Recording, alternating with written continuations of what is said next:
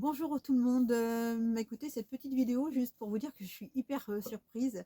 Vous savez que j'ai fait plusieurs vidéos sur les morts imminentes puisque j'en ai eu trois et je vous ai expliqué que j'étais un petit peu en retrait ces derniers mois parce qu'en fait eh bien j'ai pris du temps pour écrire mon bouquin, hein. Fallait prendre un petit peu de temps pour évacuer, poser tout ça sur le papier, donc pas évident mais bon, assez libérateur, j'ai envie de vous dire. Et puis on se rend compte quand même que cette expérience, aussi folle soit-elle, est quand même assez dingue. Et puis, vous voyez, quand je vous en parle, j'ai toujours le sourire. Et ce qui est marrant, c'est que ce matin, en regardant ma chaîne, je me suis dit, tiens, c'est vrai que ça fait un bout de temps que j'ai pas fait de vidéo.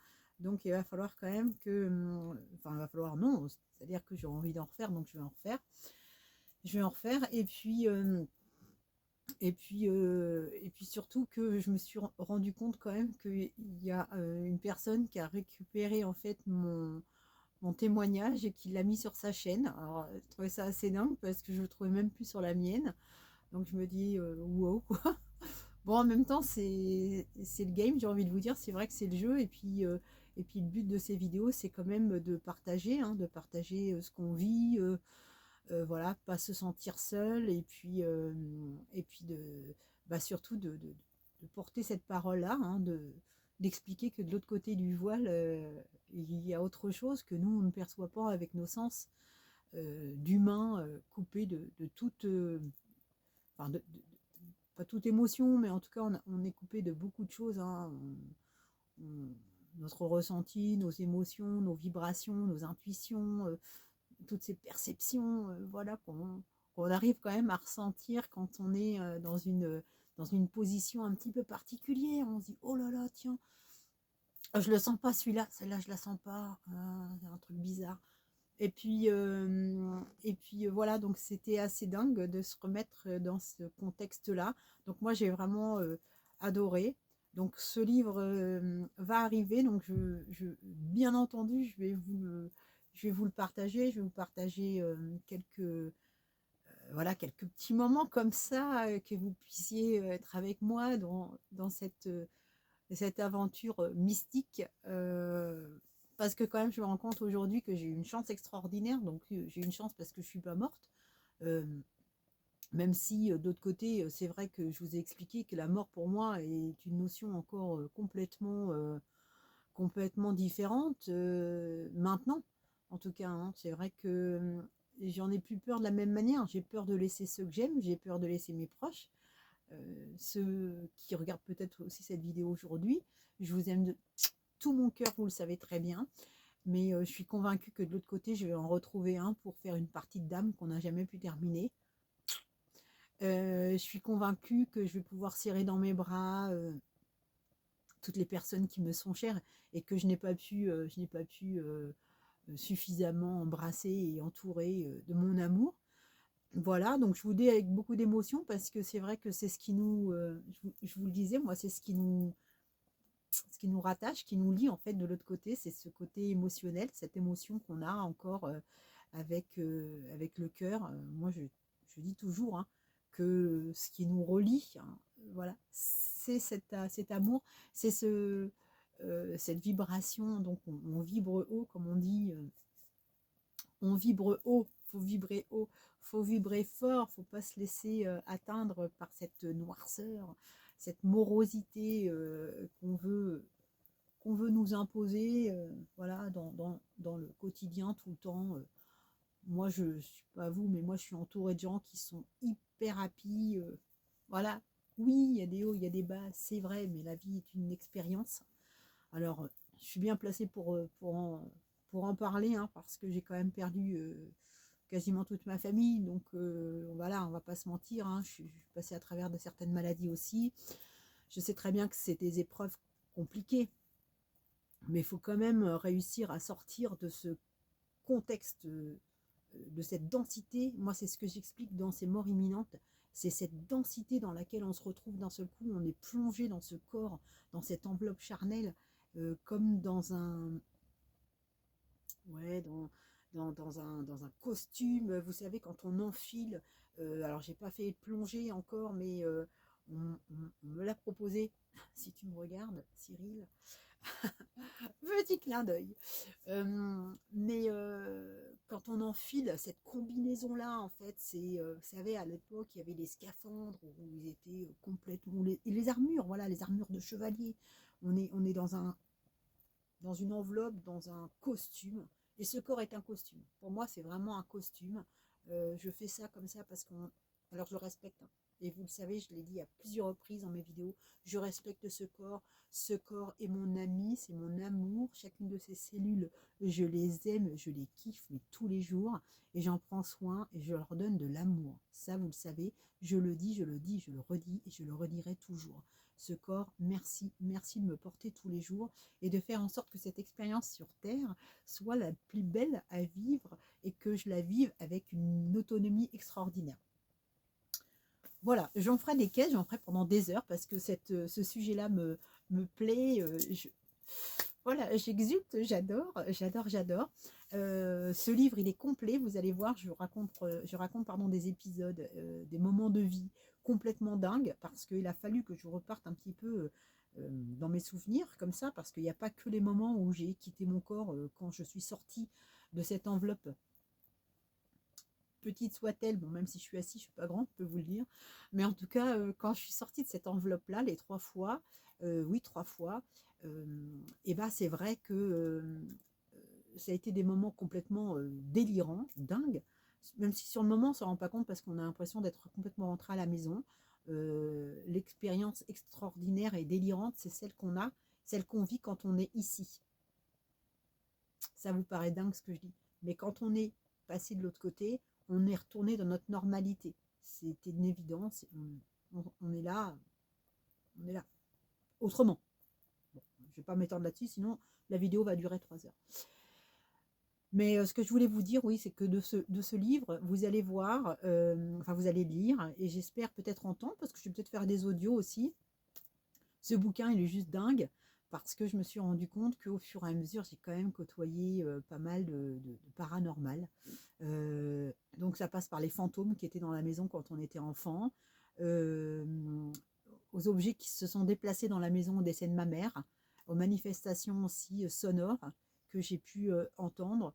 Euh, et puis après, toutes ces perceptions de monde euh, qui se côtoient, cet univers extraordinaire.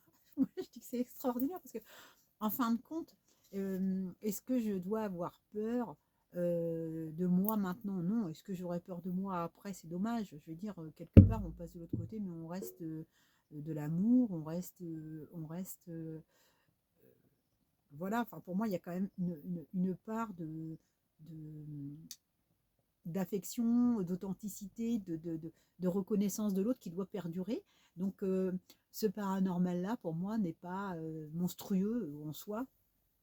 On a fait une expérience avec ma nièce. Donc ça, je le raconte dans le bouquin parce que franchement, c'est assez dingue. Les enfants, ils sont complètement ouverts encore à ça. Et avec ma nièce, on a fait une expérience assez folle parce qu'elle ressentait une présence. En fait, elle voyait une présence dans sa chambre. Donc, elle voyait une femme voûtée, qui était pas bien, qui avait mal au dos, voilà, qui semblait porter des cartons trop lourds pour elle. Et puis cette femme, bah, lui faisait peur, hein, parce que bon, c'est quand même une image en filigrane comme ça qui passait dans sa chambre, puis elle la voyait passer, puis elle percevait pas le regard. Alors je peux vous dire sur le moment, ça fait un peu comme ça, hein, c'est sûr. Euh, Seulement, la seule différence, c'est quand on se rend dans ces lieux-là. Donc, évidemment, je me suis rendue dans la chambre de ma nièce, forcément. Je le raconte dans le bouquin. Parce qu'au moment où moi j'arrive, en fait, je perçois et je vois en filigrane, en fait, comme une époque qui est superposée sur la nôtre. Vous savez, on croirait un film en noir et blanc, comme vous n'avez pas connu, vous, les jeunes générations, mais il y avait, nous, avant, on avait, vous savez, à travers les diapositives, là, je sais plus, vous savez, les bandes sur les... Ah mince, les rouleaux, vous savez, les rouleaux pour les photos, là. Oh punaise, ça ne me revient pas. Bon, enfin, voilà. On voyait à travers, en fait, les formes, ben, c'est-à-dire qu'on voit à travers la même densité, enfin notre densité, on voit une autre réalité, comme si c'était un monde superposé. Alors, pour ceux qui ont regardé Harry Potter, on pourrait voir des mondes qui se chevauchent. Je sais pas. Enfin bon, bref. En tout cas, vous voyez cette femme dans cet univers-là, dans cette pièce-là, qui n'était pas une chambre à cette époque, mais c'était un ancien magasin. Donc elle portait des cajots en réalité, cette dame, et puis elle était fatiguée par la vie parce qu'elle était usée. Et puis on a su par la suite qu'en effet, cette chambre, il y a des années et des années, abritait un vieux magasin. Donc c'était une vieille épicerie. Voilà. Et cette petite bonne femme était juste toute seule, loin de son mari, qui était déjà monté au ciel depuis longtemps.